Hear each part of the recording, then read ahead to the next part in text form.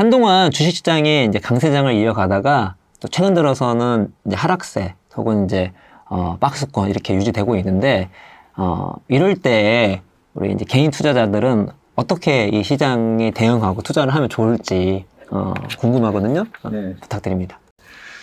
그 성경에 보면 이런 말이 있어요. 네. 잠언에 나오는 얘기인데요. 그 부지런한 자의 경영은 풍요로울 것이나 조급한 자의 경영은 궁핍함에 이를 것이다. 네, 이런 얘기가 있어서 제가 그 성경 글이 좋아서 제 책에도 이제 인용을 해놨었는데요. 우리가 투자를 할 때 있어서 제일 경계를 해야 되는 마음은 사실 조급함입니다. 네. 우리가 뭐 재무제표를 보면 기업의 매출 성장이 우리가 뭐 나라의 GDP가 2%에서 3% 성장하는데 기업의 매출 성장이 10% 이상 나오면 꽤 잘 나오는 거잖아요. 그러면 최근에 작년부터 올해까지 주가의 성장이 꽤 많았지 않습니까? 예, 뭐 코로나 위기 때 1,400까지 갔던 그 코스피 지수가 지금 3,000포인트까지 와 있고, 그러면 코로나 이전 코스피가 2,200 정도였었거든요. 그러면 2,200에서 3,000포인트를 넘어갔었으니까 50%나 올랐던 거죠. 그러면 코로나 전이랑 지금이랑 그러면 경제 성장이 과연 50%나 됐나? 생각해 보면 그 정도는 아니잖아요. 그렇지만 코스피나 S&P 500이라든지 그런 지수에 편입되어 있는 그런 대기업들 같은 경우에는 아무래도 코로나 위기에 견딜 수 있는 체력과 현금과 그런 여러 가지 경쟁력이 있다 보니까 그 코로나 위기에 많은 기업들이 어려웠지만 그런 대기업들은 오히려 그 어려워서 망했던 기업들의 목까지 성장하는 그런 그 코로나 이후에 다시 회복하는 그 열매를 좀 더 따먹다 보니까 그런 코로나 이전보다는 주가가 뭐 30%, 50% 그렇게 올라가기도 하고 이익이 실제로 그만큼 늘었어요. 뭐 예를 들면 삼성전자 같은 경우가 2019년도에 영업이익이 한 27조 나왔거든요. 그리고 작년에 영업이익이 코로나인데도 불구하고 한 36조 나옵니다. 성장을 했죠. 오히려 이익이 박살나지 않겠나 우려를 했었는데 오히려 이익이 늘고 그 36조 되던 영업이익이 올해는 51조 가까이 지금 나오는 겁니다. 실질적으로 그 부분은 그러면 주가가 다 반영을 했나? 다 반영을 해줬죠. 네. 5만 원, 6만 원 왔다 갔다 하던 주가가 9만 6천 원을 갔었으니까요. 하지만 그 주가가 너무 좀 가파르게 어디까지 갔냐면요. 작년만 하더라도 이런 코로나 위기에 2019년 이익도 안 나올 텐데 하던 그 우려감이 그 우려감에 주가가 뭐 4, 5만 원대에서 왔다 갔다 했었는데 실질적으로 이익이 나오면서 주가는 7만 원, 8만 원, 9만 원을 회복을 했는데 거기다가 또 이제 그런 얘기가 나왔죠. 반도체 슈퍼 사이클이 또 올 거다. 전기차 때문에 또 반도체의 수요가 폭발적으로 늘어날 거다. 그렇게 앞으로 오지 않은 이익에 대해서도 우리가 주가가 선반영을 하다 보니까 기대하면서 네, 그게 이제 너무 선반영이 돼서 주가가 오버슈팅을 했던 거고요. 그러면 지금은 이제 그 기대감이 다 빠졌죠. 요즘 뭐 반도체 슈퍼 사이클 얘기하는 것보다는 삼성전자에 대해서 굉장히 우려하고 짜증스러운 얘기들이 거의 뭐 난무하고 있잖아요. 그렇게 해서 많이 뜨더라고요. 네.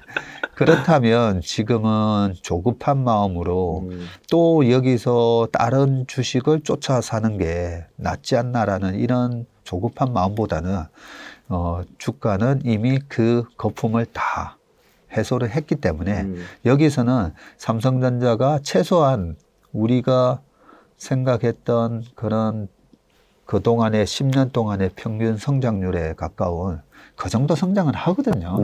삼성전자가. 그러면 기다리면 돼요. 기다리면 된다. 네. 그래서 너무 지금 최근에 이 짜증스러움이 저는 어떻게 생각하냐면요.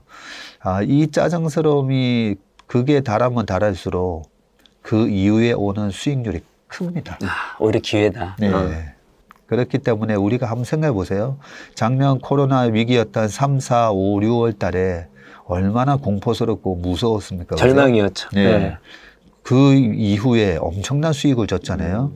그리고 올 초에는 삼성전자, 현대차 뭐 등등 전기차에 관한 기대감, 현대차, LG전자는 애플카를 생산할지도 모른다는 그 기대감에 너무 장밋빛 전망에 주식을 샀더니 손해가 났잖아요. 네. 예, 그러면 지금은 저는 대중들의 이 센티멘트가 투자 심리가 어느 정도인가 생각해 보면 지금은 기준점에서 상당히 비관적으로 다시 바뀌어 있어요. 그래서 지금 이 가격대에서 주식을 손절을 하는 게 아니라 이 가격대에서는 오히려 너무 위에서 샀었다면 지금은 오히려 비중을 늘릴 찬스다. 그렇게 생각하고 있습니다. 예, 조급하지 말. 저도 이제 좋아하는 말이 있는 부의 한 형태이다 이런 얘기인데, 네, 네. 예, 말씀하시는 거가 되게 일맥상통한 거라서 네. 지금 마음 졸이고 있는 또 이 어떻게 해야 될지 모르는 그런 개인 투자자 입장에서는 전무님의 이 말씀이 되게 큰 위안이 되고 큰 힘이 될 것 같다는 생각이 듭니다. 뭐 섹터 얘기 좀 하면은 이제 기후 얘기도 많이 나오고, 신재생 에너지 얘기도 나오고, 네. 또 ESG 관련된 얘기 나와서 한동안 되게 분위기 좋았단 말이에요. 네. 또 기사나 이슈가 안 되는 건 아닌데, 좀 그렇죠. 주식장에서 조금, 작년이나 초반에 비해서는 지금 조금 소외된 게 아니냐, 이런 얘기도 나오고 있는데, 전무님은 이 섹터 이렇게 힘을 지금 못 쓰고 있는 것 같은지, 앞으로 어떻게 보고 계시는지 궁금합니다. 사실 ESG 얘기가 굉장히 많이 거론됐을 때 우리가 ESG에 제 책 제목도 투자의 본질이지만 ESG의 본질이 뭔가 본질이 뭔가. 네. 항상 이제 뭔가 본질을 파악을 하고 우리가 액션을 해야 되잖아요. 예. 그러면 ESG, 환경, 그리고 사회적 책임, 그리고 지배구조. 그 부분인데 지배구조는 어떻게 보면 너무 대주주라든지 경영진의 지배구조에 반해서 이 주주들에 대한 지배구조를 개선해야 된다. 이런 얘기 때문에 어떻게 보면 우리 같은 소액주주들의 가치를 지켜주는 그런 이슈라고 본다면 환경, 사회적 책임 이것은 어떻게 보면 주주의 가치라기보다는 사회에 대한 책임론이죠. 그런데 사회에 대한 책임을 하려면 어떻게 해야 되죠? 우리가 개인적으로도 불이웃돕기를 한다고 하면 내 돈을 쓰는 거잖아요. 그렇죠. 그렇다면 환경을 위해서 예를 들어서 2020, 2020 그 IMO라고 해가지고 국제해양기구에서 저유황률을 쓰도록 그렇게 규제를 강화시켰었잖아요. 네. 유황이 많이 섞인 고유황률을 줄이고 배기가스라고 생각하시면 되죠. 그러면 기업 입장에서는 배기가스를 줄이기 위해서 배기가스 저감 장치를 달아야 되고 네. 또는 싼 기름보다는 비싼 기름을 써줘야 되는 거죠. 그게 다 기업의 코스트잖아요. 맞습니다. 비용 상승. 네.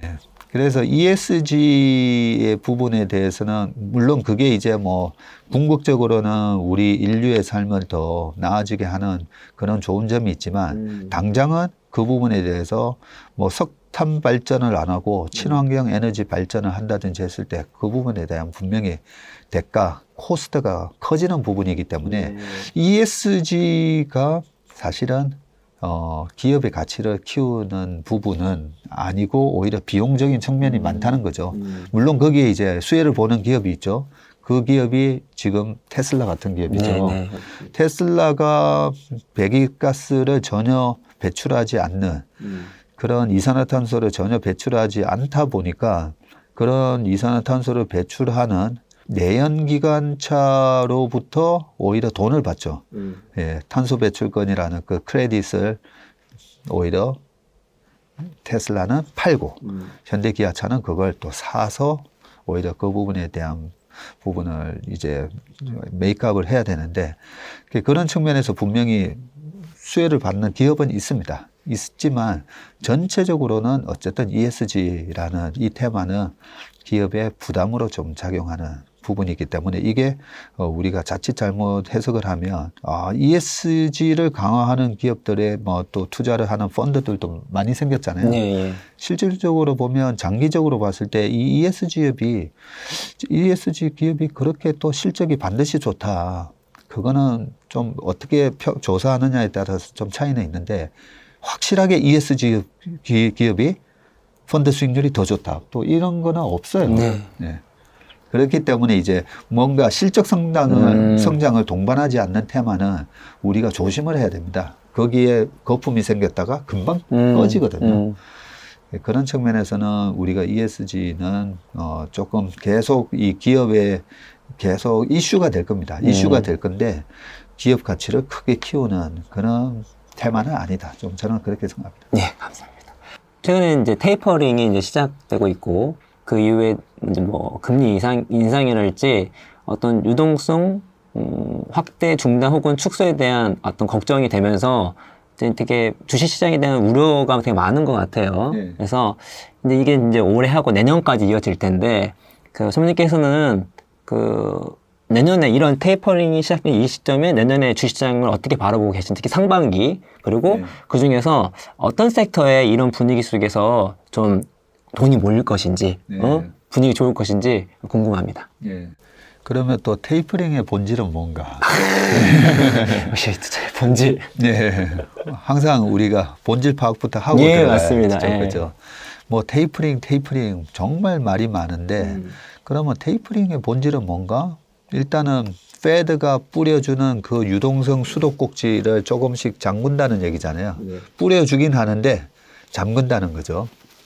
그러면 여기서 우리가 우려하시는 게 유동성의 수도꼭지를 잠궈버리면 네. 결국은 주가는 작년에 유동성으로 올라왔기 때문에 다시 빠진다. 그렇게 생각하시는 거죠. 예, 맞습니다. 네. 그러면 여기서 이제 주가의 본질은 뭔가? 주가의 본질은 주가가 뭡니까? 네. 유동성만 풀어주면 주가는 그러면 무조건 오르는 건가? 생각해 볼 필요가 있는 거죠. 유동성을 풀어주면 이번에 페드가 또 돈을 엄청 찍었잖아요. 네. 2009년, 10년, 11년대에도 돈을 엄청 찍었어요. 찍으니까 전 세계가 이 달러라는 기축통화를 서로 그 기축통화를 가지고 기름도 사오고 비행기를 사오고 할 때도 달러로 거래되죠. 뭐 그러다 보니까 이제 말 그대로 돈을 풀어줬기 때문에 그 돈들이 결국은 어디로 가냐면 제 호주머니로도 오긴 하지만 결국은 다 기업으로 그렇죠. 들어간다고 예. 보시면 돼요. 그 뿌려진 돈들이 다 기업으로 가기 때문에 미래의 기업의 실적이 늘어나게는 돼 있습니다. 그런 기대감들이 다 반영되면서 이제 유동성 장세가 아니 경기가 왜 이렇게 아직까지도 안 좋은데 주가는 올라가지? 그걸 빠르게 반영을 해준 거죠. 해줬으면 그러면 일단 수도꼭지를 잠갔다고 하자고요. 그러면 그 돈들이 어디로 가지도 않았는데 유동성의 수도꼭지만 잠궜다고 해서 전체적으로 그러면 주식시장이 다시 레벨 다운이 돼야 되냐? 그건 아니에요. 또 물론 거기서 이런 거는 있어요. 계속 캐시를 인젝션 한다고 그러죠. 우리가 닌겔 맞듯이 캐시 인젝션을 해주지 않으면 닌겔을 맞지 않으면 제대로 생활할 수 없는 그런 중환자 같은 경우에는 그런 유동성 수도꼭지를 잠궈버리면 크게 타격을 볼 수가 있어요. 소위 뭐 좀비 기업 뭐 이런 네. 케이스처럼. 맞습니다. 좀비 기업, 좀비 국가들 타격을 받습니다. 왜냐하면 낙수 효과가 없어질 수가 있기 때문에. 그런데 이 페드가 돈을 뿌려주고 아직까지 수도꼭지 잠근 것도 아니고 그죠? 내년 6월 달에 잠근다고 그러죠. 다 거의 다. 그런 상황에서 지금 너무 테이퍼링이 되면 주가가 박살날 거다. 그거는 좀 잘못된 거고요. 그 뿌려준 달러를 가지고 저는 최소한 3년 동안은 그 페드가 뿌려준 달러 따먹기를 하는 장이에요. 어떤 기업이 달러를 제일 많이 따먹을 수 있을까? 그러면 우리는 그 기업에 이제 투자를 해야 되거든요. 그러면 처음에는 달러를 갖다가 왕창 공급을 해줬는데 미국의 코로나 때문에 락다운 되면서 영업이 어려운 식당부터 기업들 그리고 일자리를 못 가지고 있는 그런 노동자들한테까지 바로 달러를 줬잖아요. 네. 그러면 그 노동자들은 그 달러를 가만히 갖고 있습니까? 뭐 밥을 뭐 사 먹든 소비하죠. 뭘 하든 네, 소비하잖아요. 그 중에 뭐 통신비로도 들어갈 거고, 그죠? 아마존에서 뭘 구매를 했을 수도 있고. 심지어 요즘에 보복 소비 뭐 이런 얘기도 나오니까. 그 달러를 그러면 다 써버렸냐라고 보면 이제 그 노동자들이 이제 구제금융처 쪽으로 이제 돈을 받다가 이제는 일자리 지금 기업들이 제발 좀 돌아와서 일 좀 해줘 막 이러고 있잖아요. 그러면 이제 기업체로 돌아가면 많게는 뭐 연봉 뭐 1억, 2억씩 이제 받으면서 일하겠죠. 그러면서 이제 본격적인 이제 소비가 일어나는 거거든요. 그래서 보통 미국의 소비가 본격화됐을 때는 언제냐면 실업률이 6% 밑으로 떨어지면서 본격적으로 이제 소비가 일어나거든요. 그런데 최근에 5.8%, 5.9, 5.8 하다가 이제 5%도 깨지고 지금 4.6%까지 이제 실업률이 확 떨어졌어요. 그리고 고용이 이제 본격적으로 회복되고 있고 아직까지 그 달러에 대한 소비는 시작도 안 됐어요. 시작도 안 됐다. 시작도 안 했어요. 네, 그렇기 때문에 유동성의 수족꼭지를 이제 잠그면 이제 큰일 났다 뭐 이런 얘기는 아니 이제 야구 이제 한국 시리즈 이제 2회, 3회? 2회, 3회 됐는데 참 끝났다고 하니까. 빨리 안 나가면 주차장 막힌다. 지금 나가자. 그런 거예요. 지금 나가시면 속은 편해요. 근데 뭐하러 들어왔어요? 그렇죠. 야구 보고 가셔야죠. 야구 보시고 가셔야 돼요. 아예 찰떡 비우네요. 예. 네. 지금 나가시면 2회, 한 3회 끝나고 나가시는 것 같아요. 3회. 네. 근데 3회 미국에 저는 이제 야구를 직관한 적이 있거든요. 우리 박찬호 선수 야구도 직관한 적이 있고 미국은 되게 재밌게 해요. 9회 중에 3회가 끝나면 그 약간 브레이크 타임에 자, 뭐, 키스 타임 해가지고 옆에 연인하고 같이 온 사람 키스하세요도 있고 퀴즈도 내고 그 브레이크 타임에 야구 보고 싶은데 아이, 뭐야, 이거 야구 끝났나? 그러면서 집에 가면 안 된다는 거죠. 예. 그렇기 때문에 테이퍼링에 너무 우리가 쫄지 말자. 예. 쫄리면 돼지시든지라고 하는데 쫄면 안 된다는 거죠. 예. 네, 그래서 저는 내년, 내후년 뭐 2024년까지는 일단 장은 살아있다. 네, 그렇게 보고 있습니다. 그러면 특별히 관심을 갖고 계시고 또 주목할 만한 섹터가 있을까요? 그 피트 린치가 그런 얘기를 책에도 써놨는데요. 이런 경기 소비재에서 누가 이렇게 주도권을 잡고 물건을 잘 파는지 이런 거는 펀드 매니저가 잘하는 게 아니라 펀드 매니저 피트 린치만 하더라도 월화수목금금금 이렇게 일을 했었거든요. 네. 맨날 책상에서 그거 기업 감사 보고서 뒤져보고 있는데 사람들이 뭘 소비하는지 어떻게 알겠어요. 그래서 맨날 집에 오면 자기 딸하고 와이프한테 물어봤던 거거든요. 요즘 뭐가 많이 팔리냐. 그런 얘기처럼 지금은 저는 이제 뭐 제가 여러 가지 노하우를 한 번씩 소개해 드리는데 저도 사실 백화점 가는 걸 되게 안 좋아해요. 네, 거의 안 갑니다, 저는. 네. 그리고 영화도 1년에 한 번 볼까 말까. 네, 그렇지만 이제 대중들의 이 소비 패턴을 알아야 되기 때문에 1,000만 넘는 영화는 꼭 이제 약간 뒷북치듯이 보거든요. 그리고 뭔가 물건이 뭐가 잘 팔리는지를 파악하기 위해서 항상 이제 주말이나 밤늦게 퇴근하면요. 홈쇼핑을 봐요. 네, 홈쇼핑 채널에 요즘 뭐가 트렌드지. 그게 과거에 우리나라 화장품이 2014년부터 아모레퍼시픽이 날아가거든요. 그 한 1년 반에서 한 2년 동안 아모레퍼시픽 주가가 한 4.5배 올라가거든요. 450% 올라갑니다. 그 와중에 나중에는 마스크팩을 만드는 회사가 10배가 나요. 또 한 1년 만에. 그런 걸 어떻게 알 수 있지를 그냥 그때 당시에 하유미 팩이 되게 유행이었어요. 네. 그렇죠. 탤런트 하유미 씨가 나와가지고 뭐 이렇게 하는 거 보고 한번 구매를 해봤어요. 한 18팩이 막 날라오더라고요. 나중에 이걸 써보고 또 빨리 마스크팩 회사를 빨리 팔았던 이유 중에도 하나인데 네. 실제로 해보니까 그거 다 못 쓰겠더라고요.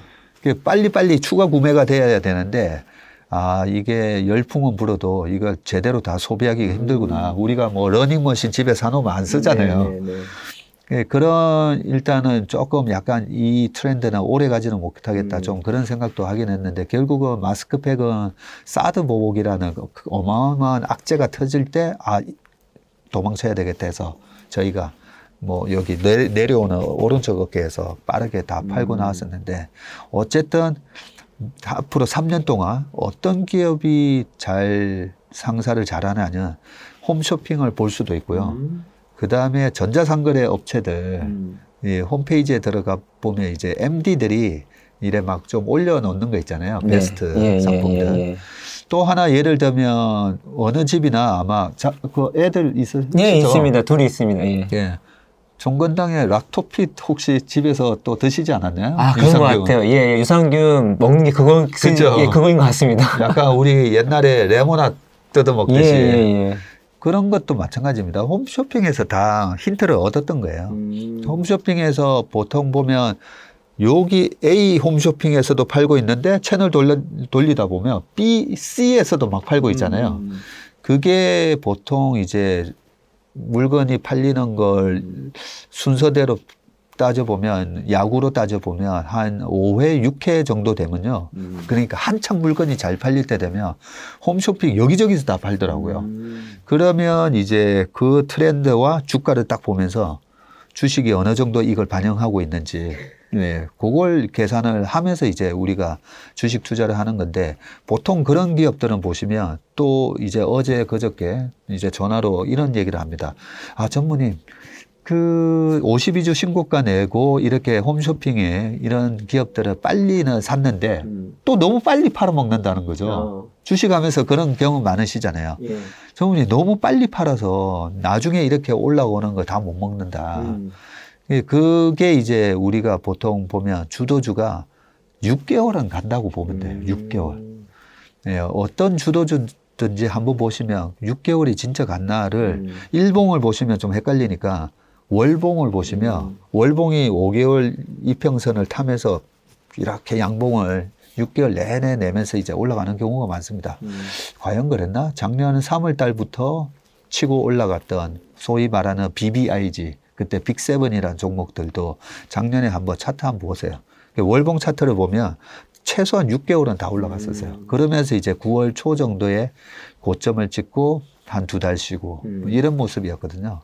그렇기 때문에 이제 우리가 경기 소비재에 대해서는 백화점도 가보시고 예, 가정주부 분들은 우리보다 훨씬 유리해요, 진짜. 우리보다 훨씬 유리하고 아이들한테도 좀 물어보시고요. 요즘 고등학교, 중학생 애들이 좀 더 빠르니까 아이들한테도 아이들이 뭘 좋아하는지 보시고 예전에 우리가 아이들의 교복과 같은 파카로 노스페이스 네. 기억나시죠? 한동안 유행했었죠. 한동안 모든 애들이 예, 맞아요. 같은 학교 다니는 줄 알았어요.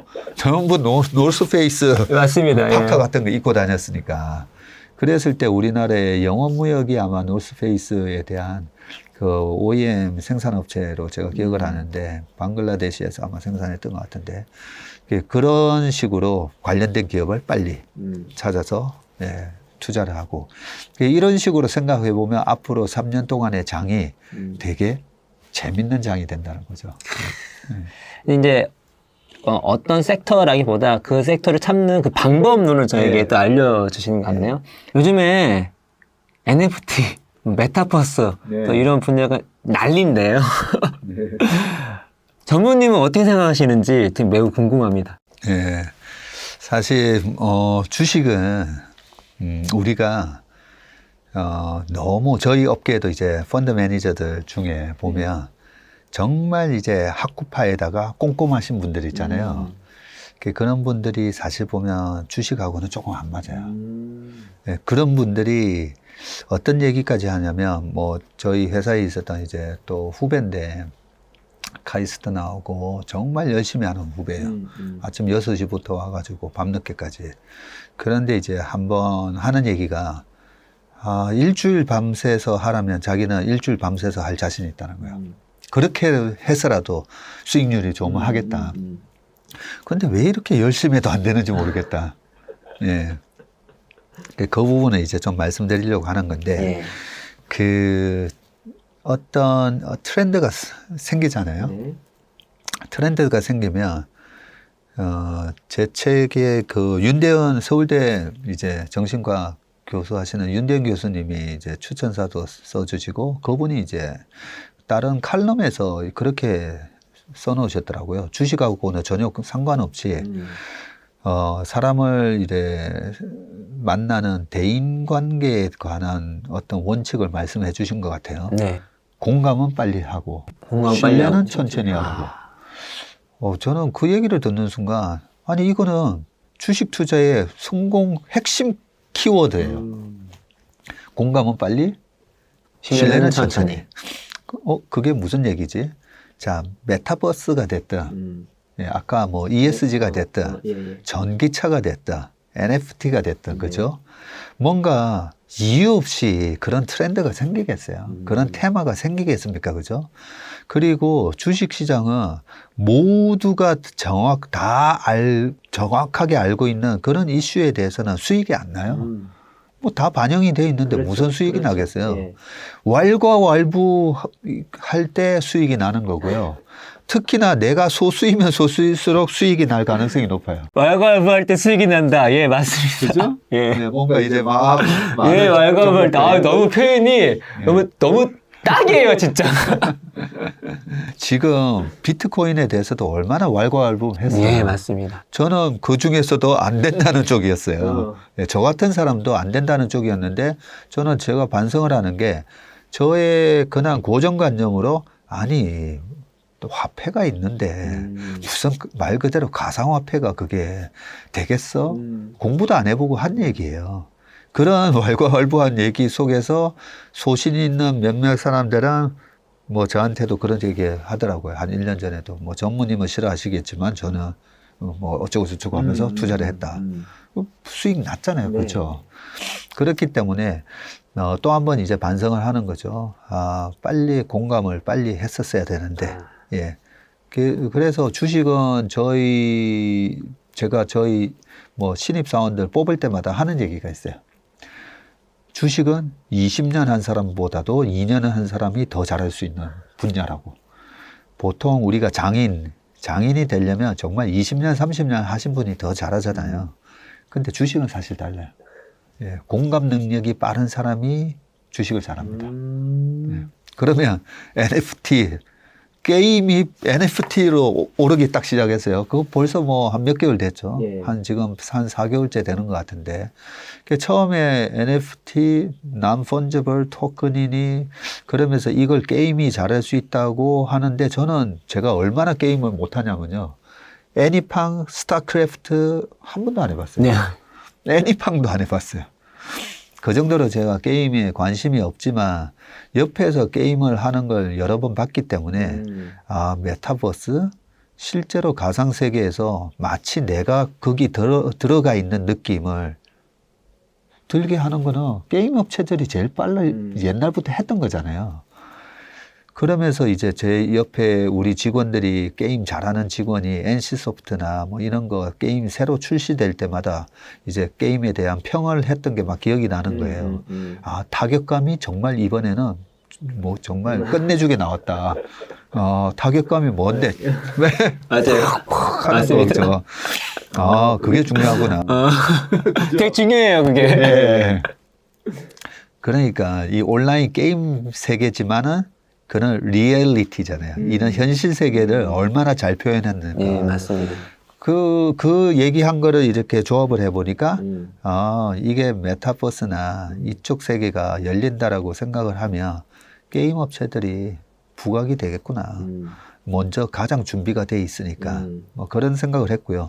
특히나 이제 오래된 게임일수록 보면 그 게임에 들어가 있는 아이템들에 대한 소위 말하는 지적재산권, 그렇죠. IP.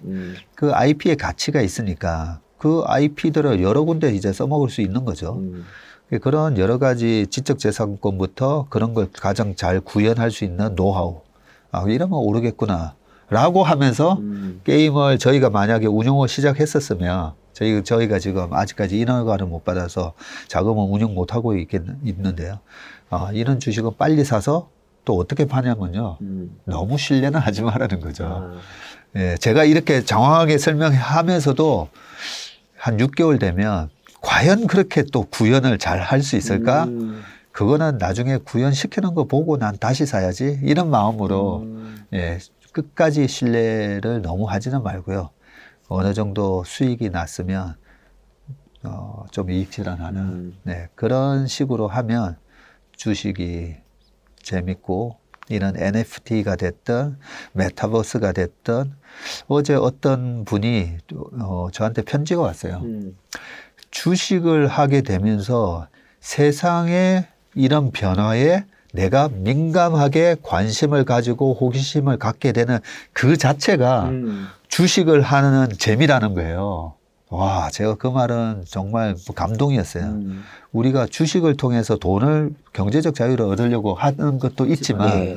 저는 웬만한 분들한테 애들도 그렇고 저는 배경 지식이 너무 없는데요. 뭐 이런 분들 저는 돈이 없는데요. 50만 원, 500만 원으로 하셔도 돼요. 얻는 게 너무 많아요. 네. 네.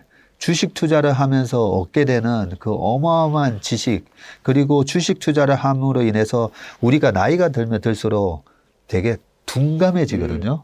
그래서 예전에 이제 하숙집, 혹시 하숙집에 계신 적 있으신가요? 하숙집은 있어본 적 없습니다. 없으시죠? 예, 예. 보통 하숙집 가면 이제 하숙집 음식이 좀 짜요. 그 짠 이유가 이제 짜니까 많이 못 먹게 하려고 하는 것도 있지만 보통 하숙집에 아주머니나 보면 이제 예전에 보면 한 60대, 70대 이렇게 되시는 이제 아주머니나 보면 네. 이 입맛이 혀가 둔감해져서 예. 실제로 일부러 짜게 한 게 아니라 둔감해져서 그런 거예요. 저희 어머니 점점 짜지시더라고요. 그렇죠. 예, 예, 맞습니다. 우리 어머니가 해주시는 음식이 자꾸 짜지는 이유도 그런 이유거든요. 그렇기 때문에 우리가 이 세상의 변화에서 내가 우리의 뇌가 우리의 뇌도 우리의 근력이 이렇게 몸이 늙으면서 무거운 거 들기 힘든 것처럼 뛰어라 하면 뛰기도 싫어요. 네. 예, 건널목 빨간불 깜빡깜빡거리면 옛날 같으면 막 뛰어서 건넜는데 아유 좀 이따 건너지 이렇게 되는 것처럼 세상의 변화에 자꾸만 둔감해집니다. 그런데 주식을 통해서 그렇게 세상의 변화에 관심을 갖고 그게 그 자체가 하나의 우리가 주식을 통해서 얻을 수 있는 큰 혜택이라는 거죠. 네.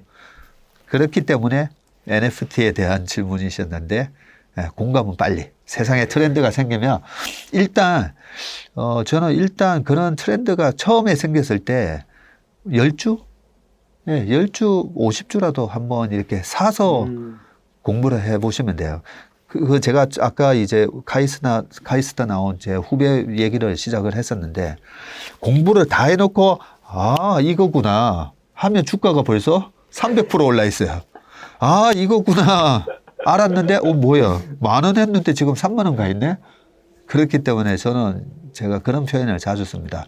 트렌드가 딱 생겼잖아요. 네. 시장이 뭔가 여기에 앞으로 밸류가 있고 가치가 있을 거야라고 시장이 얘기를 해줍니다. 그러면 바이 앤 스터디 하라고 그래요. 일단 사서 공부하라는 거죠. 일단 사면 또 내가 포지션을 가졌기 때문에 공부를 하는 자세가 틀려져. 아, 공부 그렇죠? 동기가 어마어마하죠. 어마어마하게 생기잖아요. 그런데 그걸 방금 말씀드렸듯이 공부를 다 해놓고 딱 살려고 보면 너무 늦을 수 있다는 거죠. 너무 공감은 빨리 하고 신뢰는 천천히 하라. 이 용어에 정말 많은 게 담겨 있고 앞으로 이 주식 투자할 때 정말 도움이 될 수 있는 명언 같은 생각이 되게 듭니다. 근데 책 얘기로 돌아오면은 책 얘기 이제 시작해 보면은 이게 이제 개인 투자자분들이 이제 공부를 열심히 하잖아요. 할 때 뭐 유튜브도 보고 책도 보고 또 보면은 여러 가지 매매 기법도 나오고 하는데 되게 돌아보면 실제로 돈을 버신 분들이 이렇게 많지는 않거든요. 아, 네, 근데 그렇죠. 그 이유가 무엇인지 한번 말씀해 주시면 고맙겠습니다. 우리가 주식 투자로 돈을 벌려면 한 세 가지를 이제 크게 카테고리를 나눠서 우리가 생각해 볼 수가 있는데 첫 번째는 포트폴리오를 잘 짜는 거예요. 그 얘기는 최근에 가장 강했던 게 엔비디아 같은 기업이 올해만 한 120% 올랐거든요. 네. 엔비디아가. 그리고 올해는 뭐 엑스모빌 같은 경우도 한 60% 올랐죠. 유가가 올라가면서. 그리고 또 뭐 올란 주식들 꽤 많죠. 예, 그런 기업들만 골라서 내 포트폴리오에 딱 담고 있었으면 수익이 많이 났겠죠. 그 포트폴리오를 잘 짜는 방법이 있고요.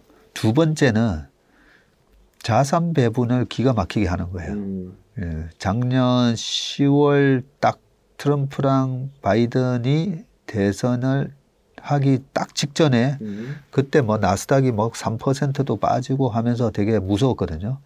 그럴 때 이제 ETF 아니면 S&P 500에 곱하기 2배, 나스닥에 곱하기 2배, 3배짜리를 딱 사가지고 쫙 올라왔을 때 팔고 그걸 우리가 이제 뭐 자산 배분이라고 하는데 그런 식으로 주식의 비중을 확 늘렸다가 줄였다가 그걸 잘하면서도 돈을 벌 수가 있죠. 포트폴리오와 상관없이 그냥 지수 배팅만 해가지고. 세 번째는 트레이딩으로 해서 먹고 사는 방법이 있어요. 주식을 기가 막히게 사고 팔고 하는 거죠. 그러면 여기 1, 2, 3 중에 뭐가 제일 쉬울 것 같습니까? 포트폴리오, 자산 배분, 그리고 세 번째는 트레이딩. 그래도 포트폴리오가 좀 더 쉽지 않을까요? 대표님은 정답을 얘기해 주셨어요. 예. 포트폴리오를 잘 짜는 게 그 세 가지가 다 어려운데 그나마 우리가 조금 성공 확률을 높일 수 있나. 우리가 실제로 실현 가능성이 높은 전략은 첫 번째 일단은 포트폴리오를 잘 짜는 방법이에요. 두 번째 이 자산 배분만 하더라도 우리 뭐 메리츠의 존니 대표님도 아니 그 시장이 오를지 빠질지 어떻게 알아? 대부분의 대가들은 다 그런 얘기를 해요. 자산 배분은 어려운 거다. 그런 얘기를 하시고요. 그리고 세 번째 매매. 주식의 대가들 중에 매매 기법에 대해서 아주 현란하게 적어 놓으신 분들은 누가 있죠? 저는 잘 기억이 안 나요. 워런 버핏부터 해가지고 피트린치나 여러 주식의 대가들, 뭐 존 템플턴부터 이렇게 보면 매매를 어떻게 이렇게 해놓은 분이 별로 없어요. 그 정도로 매매를 통해서 돈을 버는 게 아주 어려워요. 그래서 난이도로 따지면 실질적으로 우리가 저기 스키장 가면 이제 제일 꼭대기에 보면 다이아몬드 코스, 예, 얘네들 뭐 그다음에 네모짜리 있고 용평에 보면 그래 있잖아요. 다이아몬드 한 2개, 3개 있는 정말 무서운 코스. 그게 아마 저는 트레이딩 영역이 아닌가 하는 생각이 드는데 어떤 분이 나와서 나는 트레이딩으로 얼마를 벌었다. 아, 그래요. 그러면 나도 한번 해볼까 하면서 그 다이아몬드 3개짜리 국가대표 선수들이 타는 코스에 바로 도전을 하시는 거예요. 이제 스키 시작했는데 갑자기 바로 거기 가겠습니다. 네, 말이 안 되죠. 주린이라고 하시잖아요, 스스로.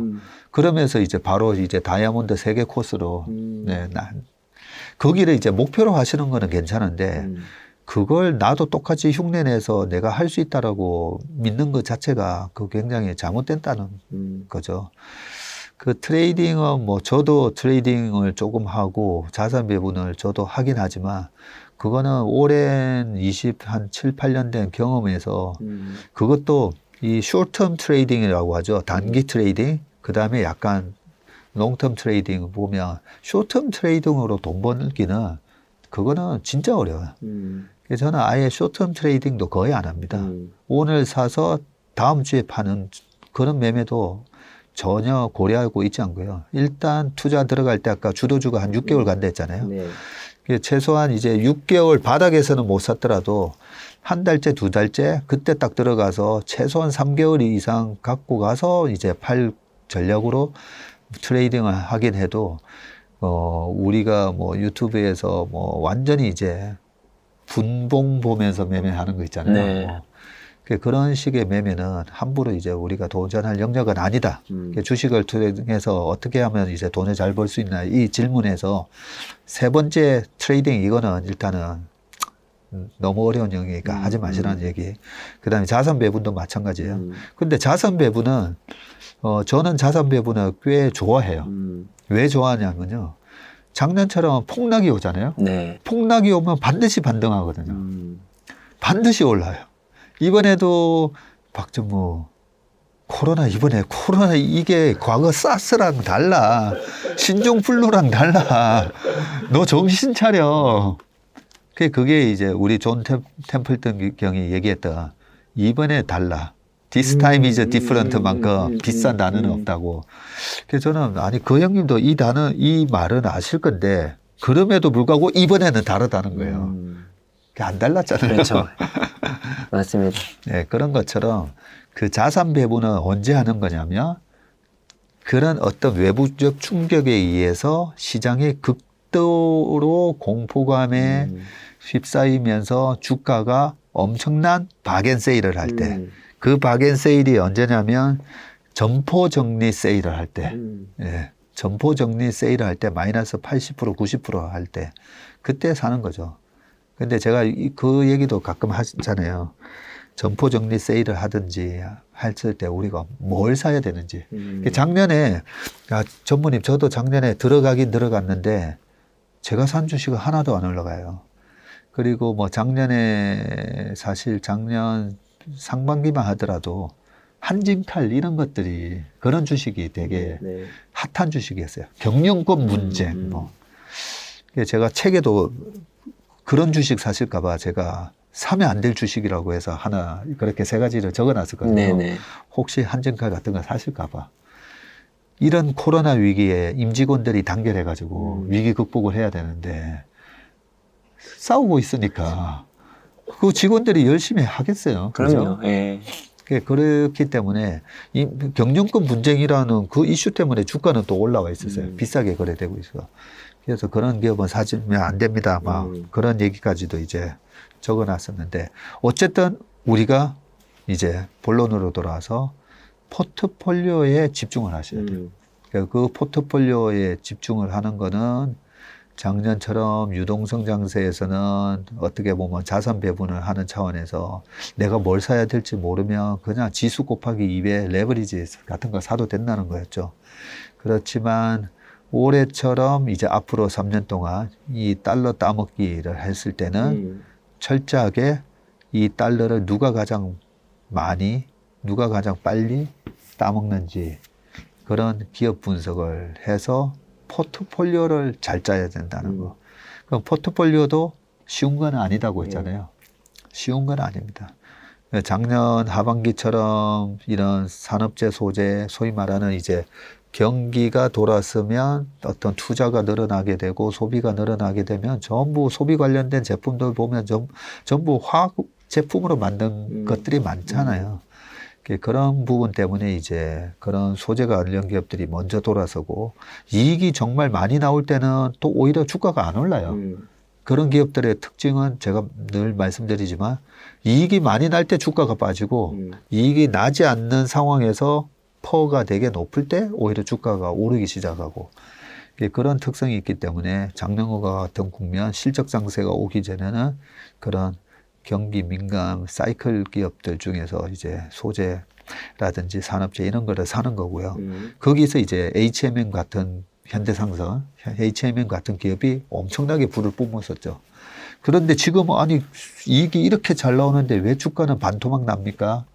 왜냐하면 1년 지났을 때도 지금 이 이익이 나오고 있을까? 예, 그렇게 생각해야 되거든요. 주식은. 지금 실적이 중요한 게 아니라 6개월, 1년 뒤에 실적. 예. 그런 측면에서 보면 오히려 지금 많이 힘들어하는 리오프닝 관련주. 예.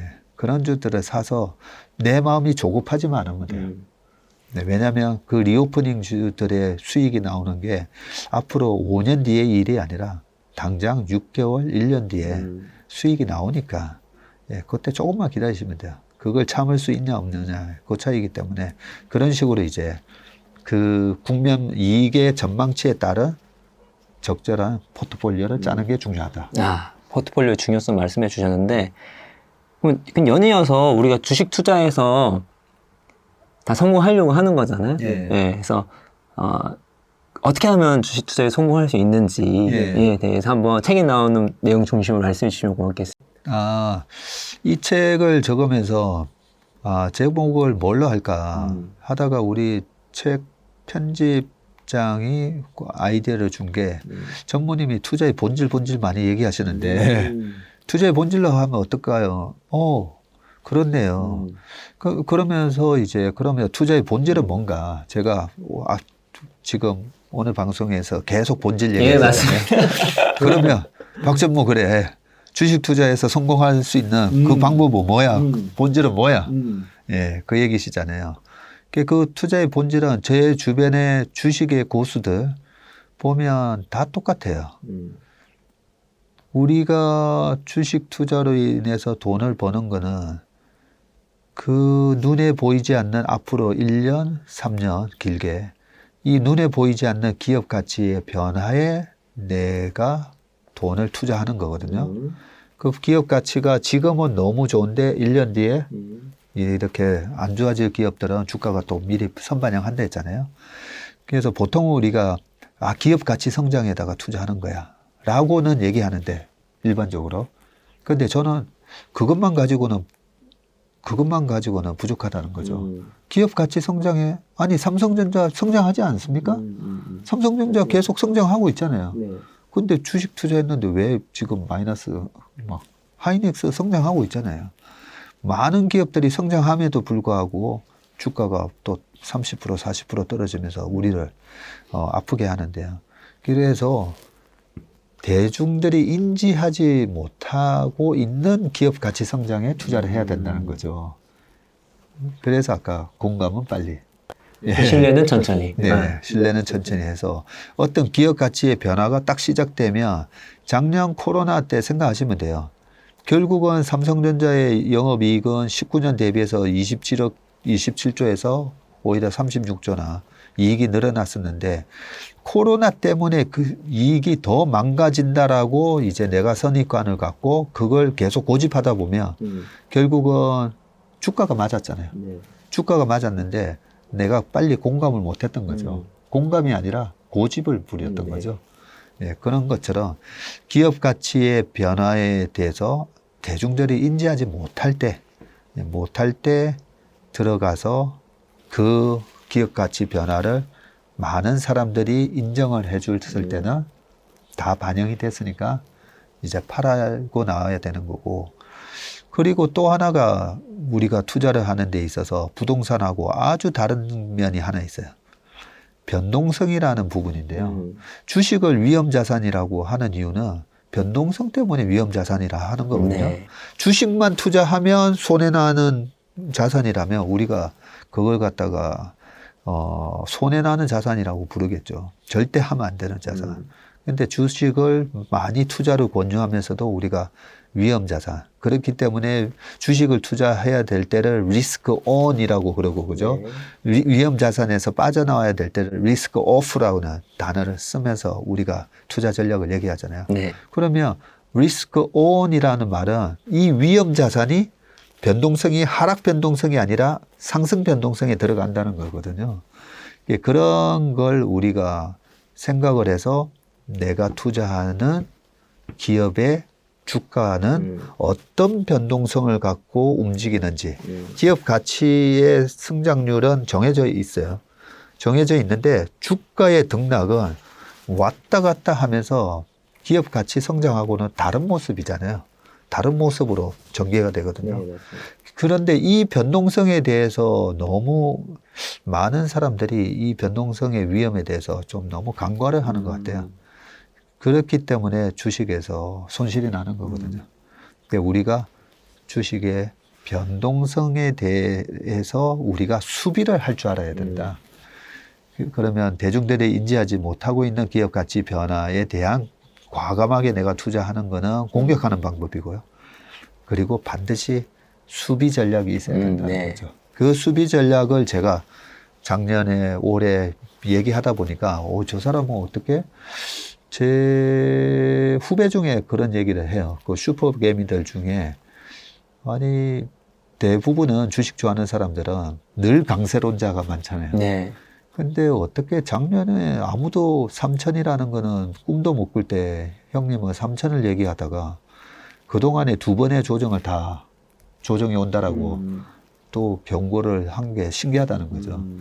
그거는 저는 이제 코스피라는 우리나라 시장의 변동성에 대해서 너무나 저는 산전수전 공중전 다 했다 했잖아요. 파생 상품을 오래 했기 때문에 어느 누구보다도 이 우리나라 코스피의 변동성에 대해서 좀 네. 많이 알고 있는 편입니다. 그렇기 때문에 올해 8월 달에 갑자기 저는 또 약세론자로 변해서 현금 비중을 늘리세요. 9월, 10월, 11월 정도면 이제 뭐 많이 보면 한 2,850까지도 또 빠질 수 있으니까 3,000포인트 밑에 내려가면 다시 그 줄여놨던 포지션을 늘리세요. 뭐 이런 얘기를 했던 거죠. 그게 우리가 수비를 제대로 하잖아요. 모든 운동 경기 보세요. 야구가 됐든 축구가 됐든 상대가 공격을 했는데 우리가 방어를 잘했잖아요. 그러면 역습 찬스가 맞습니다. 나오죠. 예. 우리가 공격해야 될 때 또 점수를 못 넣으면 또 실점이 되고 예. 그렇기 때문에 작년에 공격을 제대로 했으면 올해 또 수비를 제대로 잘해주잖아요. 수비를 잘해야만 내년에 또 그런 경기 소비재에 또 장이 열렸을 때 자신 있게 공격할 수가 예, 있어요. 맞습니다. 예, 그런 차원에서 우리가 주식 투자의 본질은 좋은 기업을 발굴하는 거는 한 25%, 30%고요. 어떻게 사람들이 아직 인지하지 못할 때. 그리고 어떻게 투자하라고? 과감하게. 예. 근데 투자에 실패하는 케이스는 보면 모두가 인지하고 있을 때 공감을 늦게 하는 거죠. 네. 아, 그래? 그게 좋아? 그게 좋아 하면서 이제 뒤늦게 들어가면서 뒤늦게 과감하게 투자할 때가 많고요. 또 대중들이 인지하지 못할 때는 전무님 너무 그런데 조금 샀어요. 예. 대중들이 인지할 때 과감하게 투자했어야 되는데 조금 샀다가 많은 사람들이 인지할 때 아 그렇지 내가 왜 500만 원만 투자했지 하면서 뒤에 또 막 5천만 원 주식이 막 늘어나죠. 예. 이게 다 그런 것 때문에 우리가 이 좋은 주식 시장에서 돈을 잃는 거거든요. 그래서 대중들이 인지하지 못하고 있는 기업 가치 변화에 과감하게 투자하고 또 주가의 변동성에 내가 실점을 최대한 줄여야 된다. 그 책에 보시면 지금 말씀하신 게 포트폴리오 구성이 되게 중요하다 말씀하시면서 기업의 유형에 대해서 말씀해 주시거든요. 예. 예. 그 유형이 어떤 것들이 있는지 네. 예, 설명해 주시면 고맙겠습니다. 아, 예. 그 기업의 유형에 대해서도 이제 좀 책에 써놨는데요. 주식을 보면 크게 한 세 가지로 보시면 돼요. 성장하는 기업이 있어요. 그렇죠? 예를 들면 제너럴 일렉트릭이라고 정말 위대한 기업, 위대한 CEO가 계셨죠. 잭 웰치라고. 근데 요즘 잭 웰치 얘기 안 하죠. 안 하죠. 1980년대만 하더라도 잭 웰치가 지금의 앨런 머스크, 네. 뭐 빌 게이츠 같은 맞습니다. 분이었었죠. 맞습니다. 그 G라는 기업이 엄청난 위대한 기업이 될 동안 그때는 미국의 경제가 온라인 경제가 전혀 없을 때잖아요. 온라인 경제가 없고 전기부터 시작해가지고 에디슨의 전기를 만들었던 그 시절부터 시작해가지고 원자력 발전기의 터빈까지 그 G가 참 많은 그런 혁신적인 제품들을 생산을 했었죠. 그랬던 기업이 한 5년 전이었나요? S&P 500에서 다우 기업에서 이제 퇴출되죠. 그렇기 때문에 우리가 투자는 성장하는 기업에 투자를 해야 돼요. 예, 성장하는 기업에. 그리고 또 두 번째, 성장하는 기업만 있는 건 아니에요. 뭐 다우케미칼, 듀퐁, 뭐 이런 거는 미국을 대표하는 화학기업이고요. 우리나라에는 롯데케미칼, LG화학, 뭐 하나케미칼 같은 하나솔루션을 바뀌는 그런 기업들이 있는 거죠. 왜냐하면 화학 제품은 지금도 뭐 페트병부터 시작해가지고 뭐 이런 것도 칸막이 그죠. 계속 쓰이니까 존재해요. 존재를 하는데 말 그대로 사이클을 타는 기업이에요. 네, 경기 사이클을. 근데 이 경기 사이클을 타는 기업의 이익 변동성이 워낙 크다 보니까 이익이 경기가 안 좋을 때 다운턴으로 들어갈 때는 이익이 도대체 어디까지 감익되는지 모를 정도로 확 빠졌다가 돌아왔을 때는 이번에 한진해운 HMM에서 봤듯이 아니 그렇게 적자 나던 기업이 한 분기에 막 이제 조 단위 수익을 내는 거죠. 그게 이제 사이클 기업이고 그러다 보니까 20배 수익이 났죠. 20배. 그러면 1억 투자했으면 20억 버는 건데 이걸 또 놓칠 수는 없잖아요. 그렇기 때문에 우리가 이 사이클 기업에도 투자를 많이 할 수밖에 없는데 사이클 기업에 투자해서 돈을 많이 오히려 잃어요. 예. 어디까지 올라갈지 모르고 어디가 바닥인지 모르거든요. 그렇기 때문에 이제 사이클 기업은 보통은 보면 이제 떨어질 때 조금 이거는 이제 가치 투자하시는 분들이 이 사이클 기업에 가치의 함정에 많이 빠져요. 가치 투자해가지고 계속 사잖아요. 사다가 망해버려요. 현대상선 망했잖아요. 다행히 정부가 한진이냐 현대냐 해서 현대상선을 살렸기에 망정이지 거기서 현대상선을 날려버리고 한진해운을 살렸으면 그럼 완전히 뭐 예, 현대상선을 가치주라고 샀던 분들은 진짜 깡통 나는 거예요. 가치가 없는 건데. 예. 그런 것처럼 이제 가치주는 이게 어디가 바닥이 될지에 대한 부분을 함부로 예측을 하고 PBR이 0.5니까 0.4니까 샀다가 그렇게 큰 낭패를 볼 수가 있습니다. 반대로 이 가치 영역에서 늪에 빠져가지고 헤어나오지 못하던 그런 현대상선 같은 기업이 코로나 위기를 겪으면서 엄청난 물동량이 늘어나는 거에 수요가 폭발적으로 늘어났는데 한진해운이 망하다 보니까 두 개 회사에서 하나밖에 안 남아있다 보니까 예, 옛날에 한진해운하고 같이 나눠 먹었어야 되는데 그러니까요. 예. 그걸 이제 독점하는 거죠. 그런 혜택이 이루어지면서 수백 배가 나는 거거든요. 그러니까 우리가 사이클 기업 같은 경우에는 제가 뭐 책에도 자세하게 좀 적어놨는데요. 바닥을 예단을 하면서 아, 지금 이 정도면 충분히 쌉니다. 내년 올 하반기 내년 한 6개월 뒤부터는 업황이 회복됩니다. 이 얘기는 다 거짓말이에요. 일부러 거짓말 하려고 하는 게 아니라 애널리스트는 내년부터는 회복할 겁니다. 그거 업황을 정확하게 그렇게 예측 못 해요. 어느 정도로 예측이 어렵냐면요. 2018년도에 페드가 금리를 또 4번이나 올리면서 2019년도에도 금리를 한 2-3번 올릴 수 있을 거다라고 얘기했었거든요.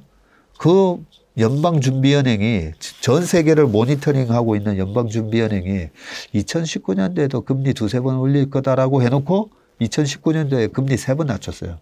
그리고 코로나 위기 같은 거 올지도 몰랐고. 그렇죠. 예. 그렇기 때문에 경기 순환을 타는 그런 기업은 절대로 우리가 미리 예단을 하면 안 되고요. 저는 딱 바닥을 치고 돌아섰을 때 그걸 이제 5분 늦은 시계 전략으로 해야 된다는 그런 말씀을 드리는데 업황이 이제 턴어라운드 한다라는 걸 보고 들어가도 늦지 않은데 여기서 일반인들은 잘 못 들어가요. 왜 못 들어가냐면요. 이제 월봉으로 아까 6개월 동안 올라간다 했잖아요. 네. 첫 양봉이 나는 거 보고 두 번째 양봉에 따라서면 되게 쉬워요. 차트만 보면 되게 쉬워요. 근데 이 첫 월봉의 양봉이 그 달에 플러스 67%, 플러스 한 100% 올라요. 아유, 한 달 동안에 이렇게 많이 올랐는 기업을 어떻게 사요? 그렇죠. 예. 무서워서 못 삽니다. 그리고 그동안에 한 3년에서 길게는 한 8년? 내가 그렇게 고생했는데 이 주식을 여기서 또 이게 페이크 아닐까? 뭐 이런 여러 가지 두려움에 대한 그런 상상 때문에 못 삽니다, 잘. 그런데 이제 이런 사이클 기업은 이렇게 첫 양봉이 나거나 했을 때, 정말 펀더멘탈하게 어떤 변화가 일어나는지를 역으로 체크를 해보고, 이제 모멘텀이 시작됐네 하면 그렇게 해서 무릎에서 올라오는 무릎에서 산다고 해서 들어가고요. 또 떨어질 때는 이제 확인하고 이제 떨어질 때 사면 되는데 저 같은 경우에는 사실 이렇게 떨어지는 업계에서 잘 못 팔아요. 저는 좀 마음이 약해서 막 올라갈 때 사람들이 막 나도 이 주식 사고 싶어요 할 때 그러면 좀 사서 먹으세요 하면서 파는 게 낫지. 떨어지는 거 보고 이제 독사 같은 분들 있잖아요. 독사 같은 분들은 요 떨어지는 거 보고 세이가 그 주식 끝났다. 끝났다 하면서 막 그냥 5% 10% 밀면서 파는 선수들이 있어요. 그분들이 진짜 잘하는 형님들이긴 한데 저는 마음이 약해서 그렇게는 못 팔겠더라고요. 그래서 저는 그런 사이클 기업은 보통 사이클 기업들이 올라갈 때는 최소 200에서 또 한 500% 정도 올라가거든요. 사이즈에 따라서 한 200~300% 올라가기도 하고, 작년 뭐 예를 들면 작년에 뭐 금호석유, 대한주와 이런 것들은 뭐 엄청 올랐죠. 그런 기업들이 500%에서 700% 날 때, 롯데 같은 경우에는 한 11만 원에서 한 30만 원 근처 갔었으니까, 그러면 그런 큰 기업들은 한 200% 나는 거고요. 그러면 큰 기업들 들어갈 때는 한 200~300% 올라갈 거니까, 나는 항상 제가 이제 그 전문의 파는 게 너무 어려워요 할 때, 당연하죠. 왜냐하면 꼭지에서 파시려고 그러잖아요. 그렇죠. 제가 그러거든요. 정확하게 꼭지에서 팔고 싶으시니까 그런 거 아니에요. 예. 맞아요. 꼭지에서 파는 거 어려워요. 신의 영역이에요. 신의 그렇죠, 영역. 그렇죠. 또 정확하게 바닥에서 사고 싶고, 그죠? 그래서 어려운 거거든요. 그래서 저는 어떻게 하냐면, 그렇게 목표 주가가 이 주식은 한 200% 올라갈 건데 하면 한 150%, 120%에서 팝니다, 저는. 그 위에는 이제 항상 생선 대가리는 고양이 주라는 마음으로. 아니, 고양이도 먹을 거 있어야죠. 있어야 되죠. 그런 측면에서 이제 사이클 기업은 이제 어깨에서 파는, 무릎에서 사서 어깨 파는. 그런 식으로 이제 성장주와 그 다음에 사이클 기업을 매매하면 되는데, 우리가 이렇게 패러다임이 끝난 주식, 아까 GE 같은 경우라는, 뭐 GE가 완전히 끝났다는 건 아니지만, 그리고 또 한 번씩 보면요, 이 경쟁 구도가 이제 바뀔 때가 있어요. 애플하고 마이크로소프트가 1980년대에 OS 가지고 이제 경쟁을 벌이다가, 윈도우가 빌 게이츠가 윈도우랑 IBM이라고 이렇게 손잡으면서 그냥 윈도우 OS가 이제 자리를 잡아버렸잖아요. 그렇죠. 맥킨토시는 약간은 이제는 맞습니다. 예. 아웃사이더가 돼버리고, 아니 잡스도 물러나고 네. 쫓겨나고. 잡스가 쫓겨나 버리잖아요. 네. 그런 상황에서 아니야, 나는 애플이 너무 좋은데, 맥킨토시 너무 좋은데 하면서 애플 주식 갖고 있었으면 엄청 이제 바닥에서 손절했을 거예요. 그러다가 이제 역전이 되죠. 2000년 들어오면서 2003, 4년도에 애플의 아이팟이 나오고 2007년도에 아이폰이 나오고, 네. 그죠. 그 사이에 마이크로소프트는 아무것도 못하고 있었어요. 네. 그러니까 마이크로소프트 뭐 20~30%에서 왔다 갔다 하는데, 애플은 치고 올라가죠. 그런 식으로 패러다임의 주도권을 누가 잡느냐. 그런 걸 보면서 우리가 좀 투자를 해야 되는데, 그걸 제가 좀 쉽게 표현을 하면, 우리가 좀 얍삽하다는 표현을 많이 쓰잖아요. 예. 줄다리기를 한다고 보시면 돼요. 스티브 잡스랑 빌 게이츠랑 줄다리기를 하는데, 우리는 어쨌든 투자해서 수익을 얻으려고 하는 거잖아요. 그런데 빌 게이츠가 80년도에 IBM하고 손잡더니 줄다리기에서 확 당겨버리는 거죠. 이쪽이 이길 게 뻔한데, 아유, 스티브 잡스 불쌍해 하면서 여기 가서 내가 도와줄게, 내가 너의 주주가 돼서 나도 고통을 같이 함께 할게. 믿어하면서. 예, 그럴 필요가 없다는 거죠.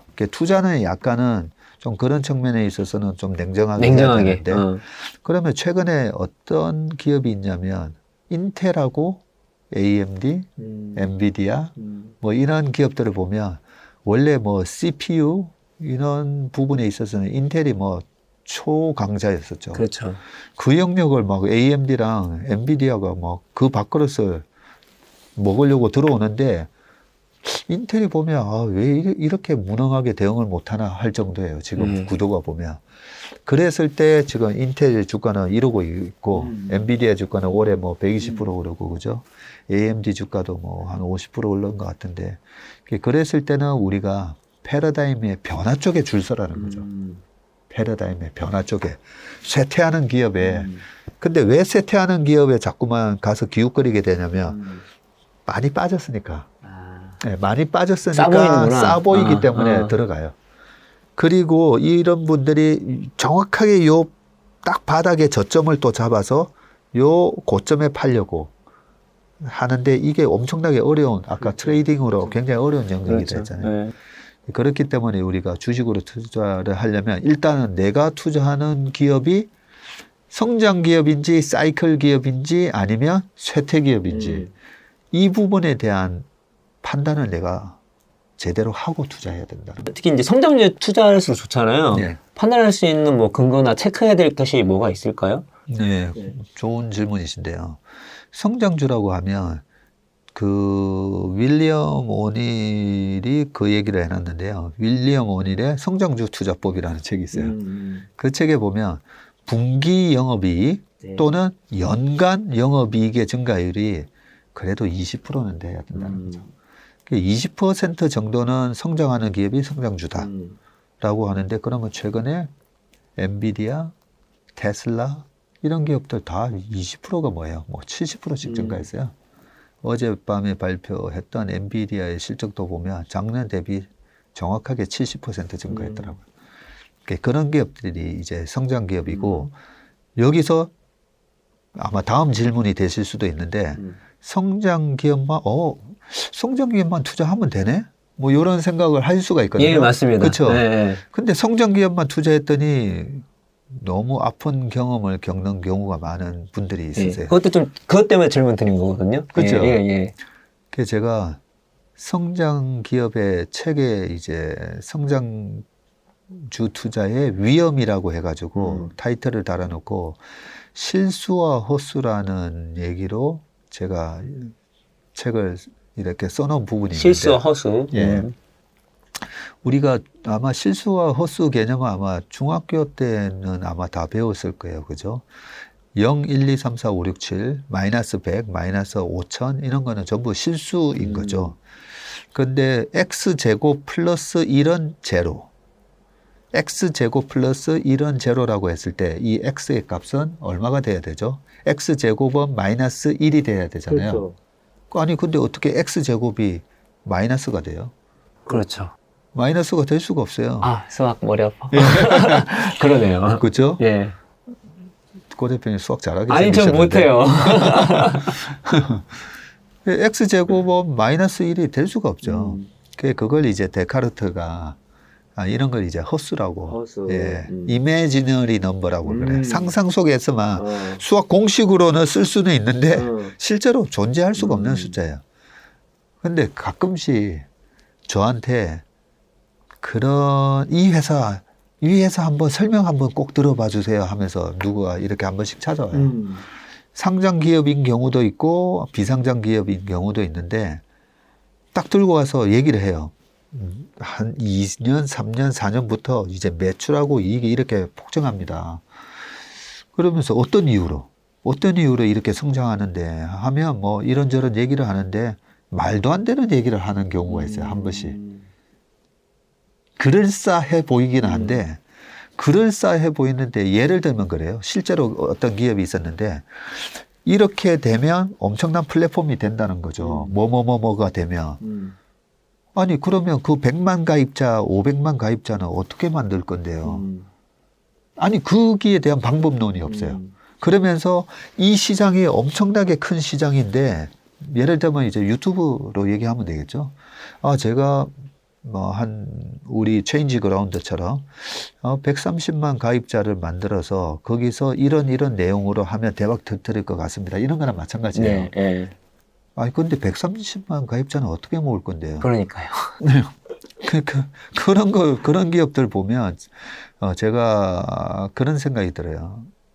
그 포카 좀 압니다. 아니, 네. 진짜 안 지만 조금 압니다. 예. 네. 원페어, 투페어, 예. 그 다음에 스트레이트, 플러시 이렇게 있잖아요. 네, 네. 그 보면 이제 로얄 스트레이트 플러시가 제일 높은 거죠. 예, 맞습니다. 예, 스페이드로 10, 자, 큐, 카, 에이스 이렇게 다 스타. 네.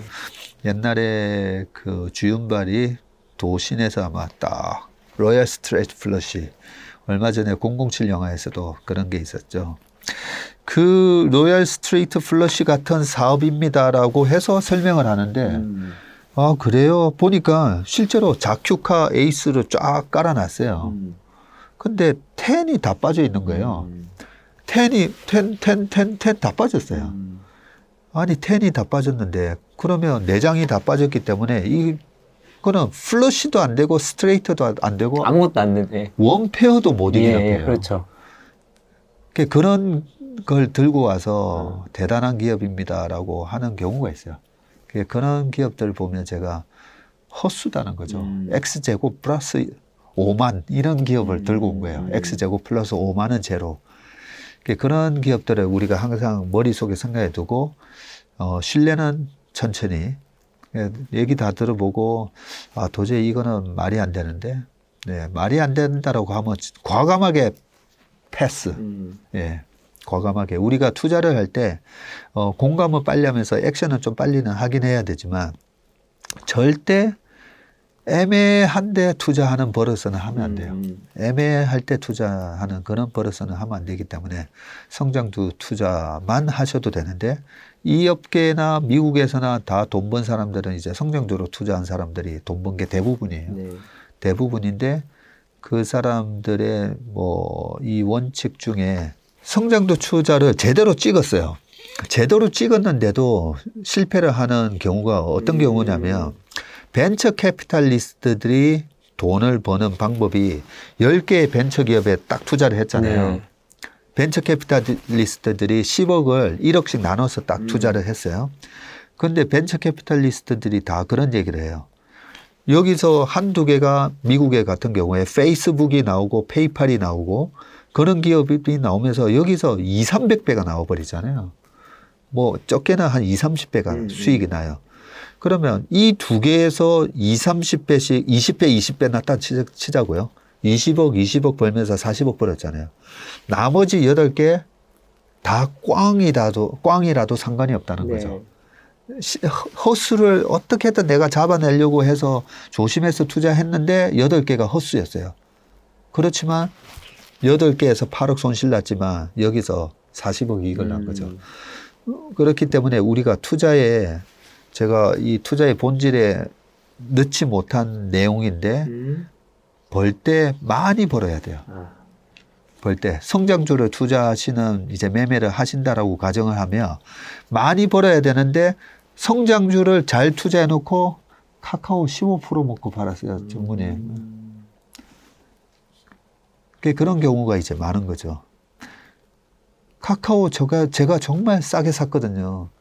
테슬라 작년에 전무님 5월 달에 방송하시는 거 듣고 정말 싸게 했거든요. 근데 15% 먹고 팔았어요. 이렇게 매매를 하면 15%, 1억으로 15% 먹고 8개 다 꽝. 이러면 이제 합산 수익이 마이너스가 나는 거죠. 그래서 성장주를 투자하실 때 우리가 10개 들어가서 10개 다 맞출 수는 없습니다. 다 맞출 수는 없지만 먹을 때는 확실하게 크게 먹어줘야 돼. 그래야지만 내가 허수를 찍었을 때 오는 어떤 그 손실을 충분히 보상받을 수 있다라는 말씀이죠. 아유, 네. 너무 좋습니다.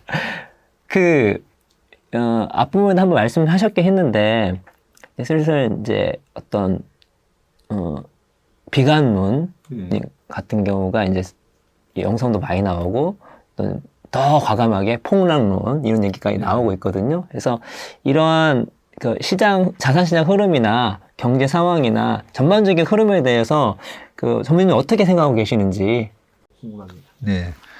그러면 이 폭락론의 본질. 시장이 빠질 때 본질에 대해서 저는 약간 이제 사람의 성격에 따라서 좀 약간 비관적인 분이 있고 낙관적인 분이 있잖아요. 네. 그런 측면에서는 우리가 성격에 따라서 그거는 고칠 수는 없습니다. 없는데 저는 철저하게 이제 조금 이제 확률에 근거한 그런 의사결정을 내리다 보니까 확률에 근거해서 따져보면 다우지수 뭐 100년 차트, 뭐 S&P 500 100년 차트, 부동산 뭐 이렇게 다 보면 자산 가격은 일단은 계속 우상향이잖아요. 그 우상향 속에서 이제 조정이 있죠. 예. 중간에 폭락도 있었고. 네. 그런데 이제 확률적으로 따져보면 폭락이 10년에 한 번씩은 오긴 오는데 작년에 왔는데 또 온다. 네. 작년에 폭락이 왔는데 내년에 또 온다. 더블 딥을 생각하는 거죠. 예. 그 약간 확률적으로 좀 떨어지는 얘기라는 생각이고요. 더블 딥이 오는 그런 메커니즘은 얼마든지 이해를 할 수가 있어요. 그 더블 딥은 과거에는 어떤 식으로 더블 딥이 왔냐면요. 이제 더블 딥에 대한 본질에 대해서 말씀드리면 과거에는 더블 딥이 우리가 2008년 리만 사태만 하더라도 그때 실업률이 10% 이상 갔다가 그 실업률이 10에서 다시 5%까지 떨어지는 데는 2009년, 10년, 11년, 12년, 13년, 14년 해가지고 거의 6년이 걸려요. 거의 6년에 걸려서 겨우 5%로 다시 회귀를 했거든요. 그런데 작년에 14% 갔던 실업률이 아니 뭐야 1년 반 만에 5% 미만으로 떨어졌어요. 그리고 더 과거로 가봐도 과거에 왜 더블 딥에 대한 얘기가 항상 나오냐면요. 대공황 때 그랬어요. 대공황 때 1929년부터 30년, 31년까지 확 빠지고 반등 들어가는 척 했다가 또 확 빠져요. 그런 것 때문에 더블 딥에 대한 얘기가 많거든요. 더블 딥에 대한 얘기. 자, 조합이 회복되는 데는 시간이 걸려요. 경제가 망가졌기 때문에. 일자리가 회복되는데 좀 전에 2009년에서 14년만 하더라도 거의 6년 걸렸다고 했잖아요.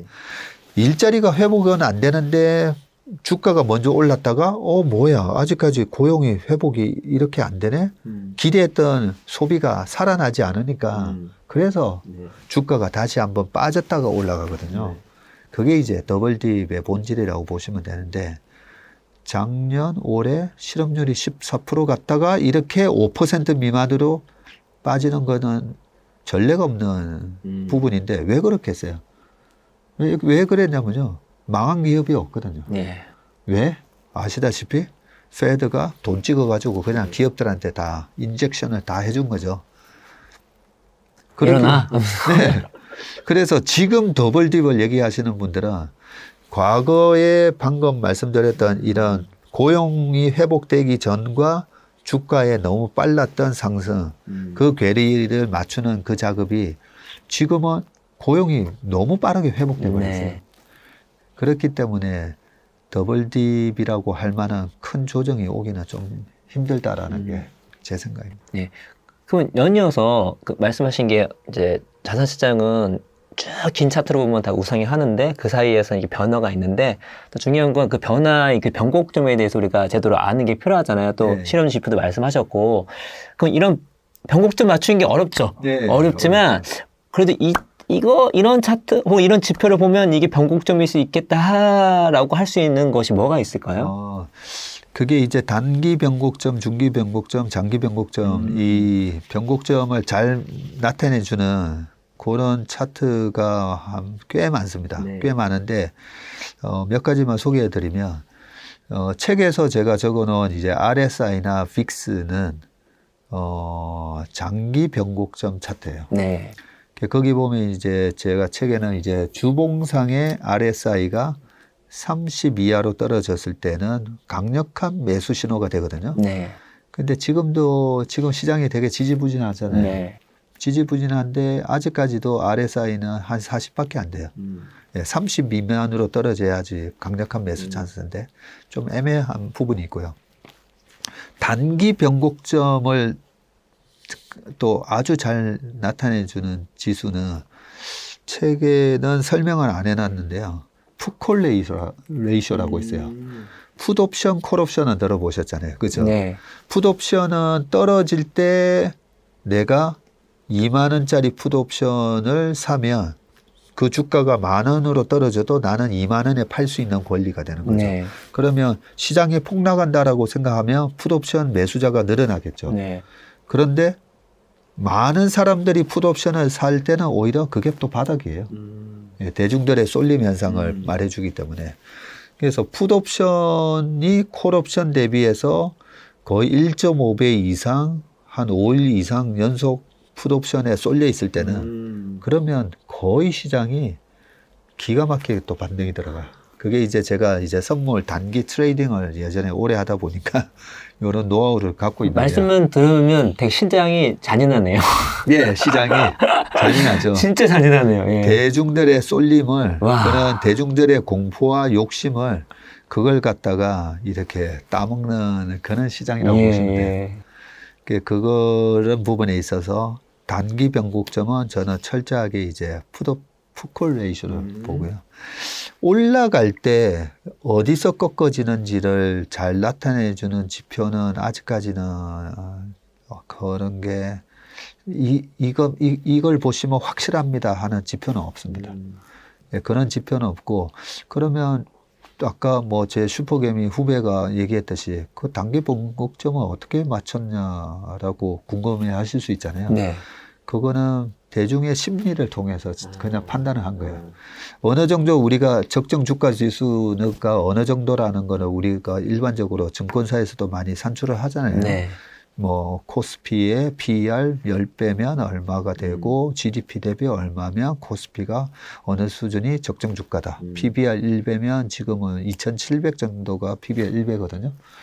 그 정도를 보면 되는데 왜 단기 고점을 이렇게 지금은 단기 고점인 것 같습니다라고 한 거는 시장이 너무 대중들이 쏠려가면서 기대감에 올 1월 둘째 주였죠. 삼성전자 96,000원 가고 막 했을 때 이거는 아닌데 이런 생각이 들 때가 있어요. 보면 그럴 때는 저는 어떤 생각을 하냐면요. 주식은 대중들이 인지하지 못할 때 수익이 난다 했잖아요. 근데 많은 사람들이 그냥 막연하게 이 시장에 들어오면 먹을 것 같아. 그렇게 들어온 사람을 먹여주지는 않거든요. 네, 그렇기 때문에 그런 사람들이 뭐 단기간에 이제 확 몰렸다? 그러면 반드시 그런 부분을 이제 쫀칭을 턴다라고 그러는데 그분들을 손절매를 하게끔 만들고 주가가 다시 올라가더라고요. 그런 원리로 이제 단기 고점은 철저하게 이제 투자자들의 대중의 이제 센티멘트를 보면서 저는 판단하고 바닥을 확인하는 지표는 오히려 쉬워요. 사람들이 공포에 더 민감하게 반응을 하거든요. 그 공포에 의한 지수는 단기적으로는 풋콜레이쇼, 장기 차트로는 소위 말하는 volatility index라고 하는 픽스 차트. 그 픽스 차트는 S&P 500의 변동성을 가지고 추출한 차트거든요. 그거는 이제 일반적으로 2008년도에 80을 넘었었고요. 이번 코로나 때도 82 정도 찍으면서 80까지 웬만하면 안 가는데요. 극단적인 공포감이 있었을 때 80까지 갑니다. 그러면 80까지 갔을 때는 그때 영끌해서 주식에 이제 올인해야 되는 타이밍이거든요. 네, 근데 보통은 이제 그때 그 시점이 되면요. 막 주식 투매가 나오고 힘들잖아요. 못 견뎌서 막 토해내게 돼 있습니다. 네, 그 우리가 이제 장기적으로는 픽스 차트 80. 근데 약간 중기적으로는 저는 픽스 차트가 40 근처만 오면 일단 약간 매수 찬스로 봐요. 네. 전무님 말씀 들으면 전무님은 항상 성공만 하셨을 것 같거든요. 근데 뭐 책에도 또 이렇게 공감할 수 있는 투자 실패 사례도 말씀하시고 하셨는데, 전무님이 겪었던 투자 실패 경험들 말씀해 주시면서, 왜냐면 우리 또 개인 투자는 많이 실패하거든요. 그러면서 우리가 그때 어떻게 그런 상황들을, 뭘 배울 것이며 어떻게 극복하면 좋을지 한번 말씀해 주시면 고맙겠습니다. 예. 뭐 제가 실패 사례 아무리 말씀드려도 내가 직접 겪는 그 실패만큼은 이렇게 와닿지는 않을 겁니다.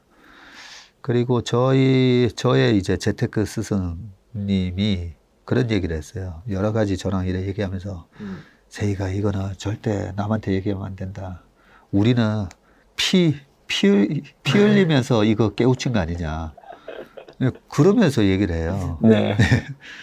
그런데 이제 책이랑 제가 얼마 전에 뭐 찍었던 뭐 동영상 이런 데서는 거의 그 노하우를 거의 다 이제 말씀을 드려놨는데 지금 투자를 하시면서 올해 작년부터 들어와서 올해 설사 조금 실패를 하시고 손해 보셨다 하더라도 그런 과정을 다 겪어야 저의 재테크 스승처럼 되는 거거든요. 네.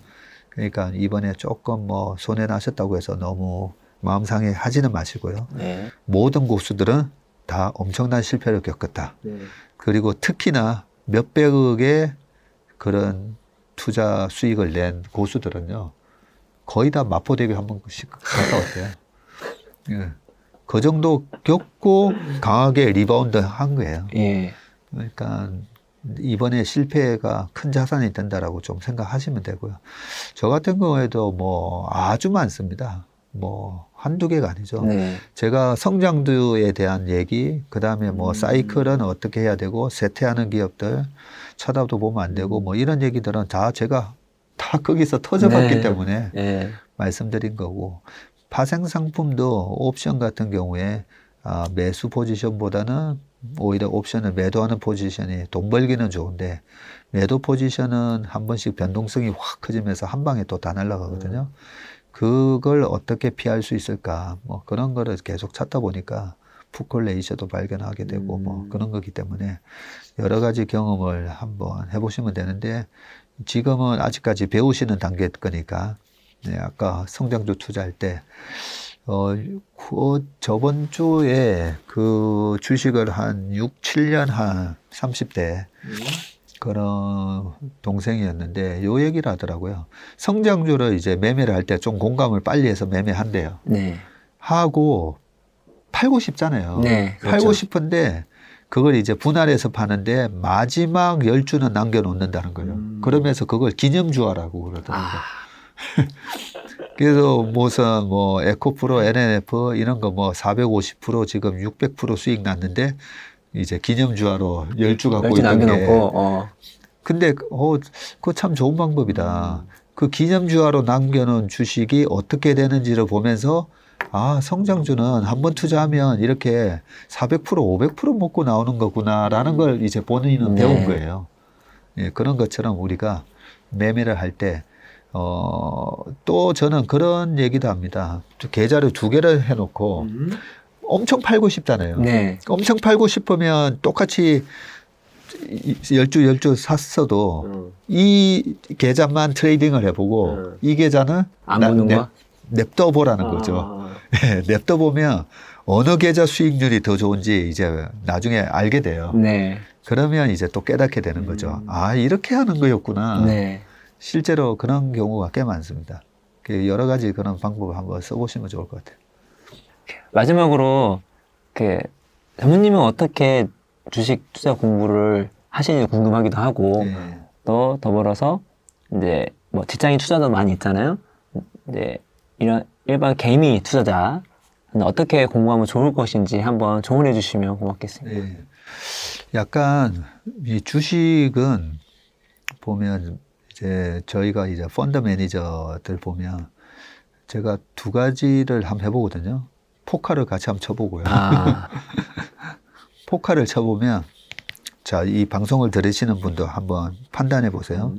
제가 우리 펀드 매니저들, 펀드 운용을 맡겨도 되겠다, 안 되겠다 판단을 할 때, 포카를 쳐보든지, 포카 안 치는 선수들은 이제 골프를 데리고 나가보든지 합니다. 저는 포카 되게 잘 못 치는 사람이에요. 못 치는 사람인데, 웬만한 포카 판 가면, 돈을 잃지 않는다는 자신감은 있어요. 왜냐하면 3가지만 지키면 되거든요. 뭐죠? 엄청 놀라운데? 이거 배워서 한판 치러 가시려고. 그러다 망하면 안 되는데. 예, 포커를 칠 때 저는 우리 매니저들이 과연 확률 배팅을 하는 거 아닌가를 봐요. 네. 원페어, 투페어, 아까 여러 가지 있다 했잖아요. 예. 투페어 중에서도 에이스를 들고 있는 투페어, 그리고 이제 트리플이라고 하는 거 있고, 그죠? 스트레이트 뭐 쭉 있는데, 다 보면 확률이 있잖아요. 네. 확률 배팅을 하는지 아니면 가끔씩 보면 여행을 바라는 뻥카를 많이 치는 후배가 있어요. 원페어를 깔아놓고 마치 안에 똑같은 거 한 3장 들고 있는 것처럼, 그렇죠. 네. 풀하우스라고 그러죠. 집을 들고 있는 것처럼 막 뻥카를 치죠. 그런 매니저들은 제가 이래 보면 얘는 펀드 맡기면 안 되겠다. 예. 확률에 근거한 배팅을 할 줄 아는지 보는 거고요. 그럼 2번째, 그러면 옆에 족보라고 있잖아요. 족보 딱 놔놓고 스트레이트면 내가 얼마 들어가고, 플러시를 잡았을 때는 내가 얼마 투자 들어가고, 풀하우스를 잡으면 올인이고, 자, 이렇게 하면 돈을 따느냐? 그렇게 해도 돈 못 따요. 상대적이니까 그런 거. 네. 예, 제가 방금 그 얘기를 하려고 했습니다. 예. 상대적이거든요.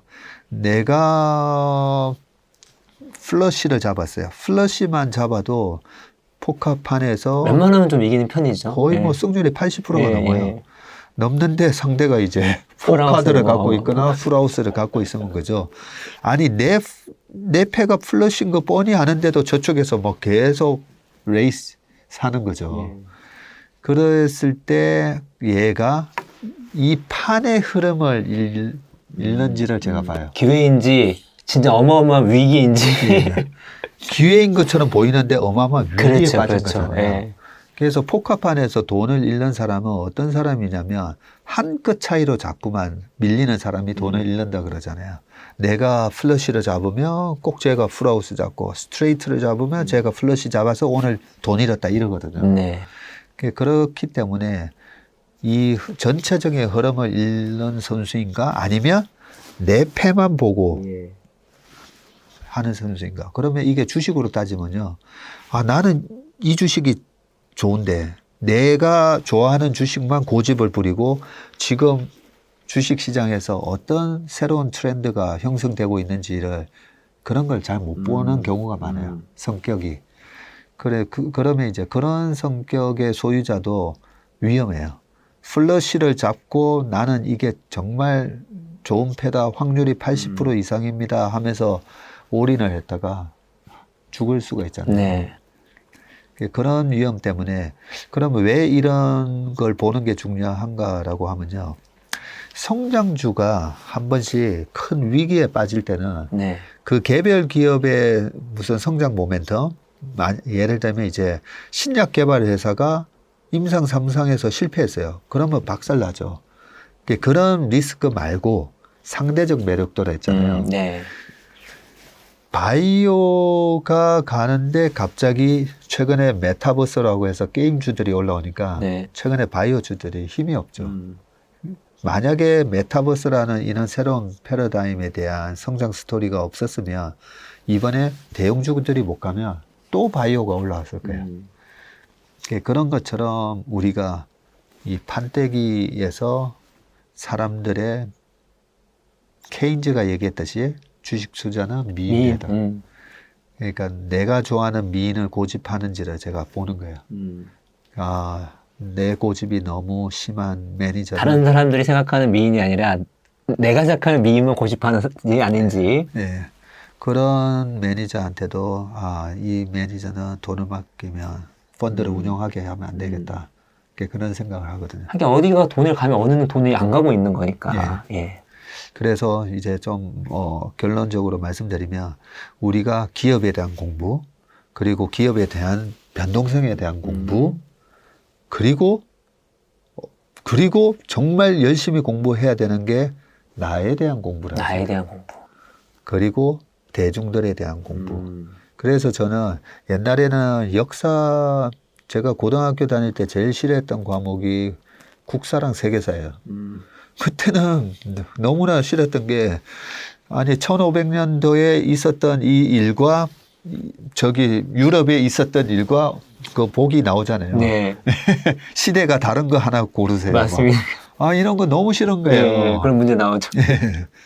그래서 그런 문제들 때문에 역사, 세계사 뭐 이런 거 좀 싫어했다가 요즘은 이제 역사가 너무 재밌는 거예요. 왜냐하면 역사는 반복되고 주식 시장이 이 경제랑 뭐 지금은 어떻게 보면 전쟁을 안 할 뿐이지 경제 전쟁이 이루어지는 곳이잖아요. 그게 똑같아요. 과거에 1차 세계대전, 2차 세계대전, 그 전에 임진왜란 때 일어났던 일들이 주식 시장에서 막 반복되고 있는 거예요. 그런 걸 보면서 이제 역사에서 주식 시장에서 사람들의 어떤 행동 패턴을 좀 읽을 수가 있어요. 나에 대한 공부, 이 대중들에 대한 공부 같아요. 그러다 보니까 막 철학이 재밌어지고 역사가 재밌어졌어요. 네. 그래서 예전에 주식의 대가들이 인문학 서적을 많이 읽어라 한 이유를 알겠는 거예요. 우리가 이 모든 게 이 밸런스가 맞춰졌을 때 주식 투자에서 소위 말하는 어떤 그 도를 깨닫게 된다라고 생각하거든요. 네. 기업에 대한 공부, 기업의 변동성에 대한 공부, 나와 대중들 심리에 대한 공부, 예, 그렇게 공부를 하시면 반드시 좋은 슈퍼개미가 되실 수 있을 겁니다. 아, 전무님, 전무님의 지혜를 이렇게 아낌없이 나눠줘서 감사하고요. 방송은 한계가 있으니까, 투자의 본질, 책 꼭 다 한번 읽어봤으면 좋겠고, 오늘 전무님 너무 감사합니다. 감사합니다. 네, 수고하셨습니다. 수고하셨습니다.